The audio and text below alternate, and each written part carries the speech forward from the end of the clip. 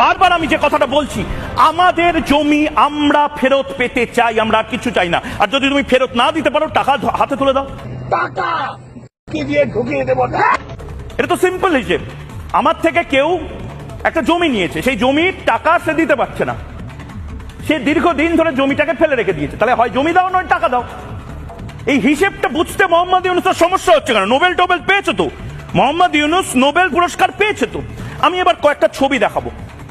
ঢাকা শহরের মতন 6টা ঢাকা আসলে মোহাম্মদ ইউনূসকে দিয়ে দিতে হতে পারে। দেখুন, ঢাকা জেলার আয়তন মোট 1663 বর্গ কিলোমিটার, 1463 বর্গ কিলোমিটার মতন। হিন্দুদের জমি 20 লক্ষ একর, অর্থাৎ 6 গুণ প্রায়, মানে 8094 বর্গ কিলোমিটার, 8094 বর্গ কিলোমিটার জায়গা হিন্দুদেরকে দিতে হবে। সুতরাং সেই হিসেবে 6খানা ঢাকা, এই যে ঢাকার ম্যাপ, একটা ম্যাপ, দুটো ম্যাপ, তিনটে ম্যাপ, চারটে ম্যাপ, 5টা ম্যাপ, 6টা ম্যাপ, এরকম 6টা ভূখণ্ড দিতে হবে ঢাকা শহরের সাইজের মতন। আচ্ছা, এর কোনো আত্মীয় স্বজন নাই?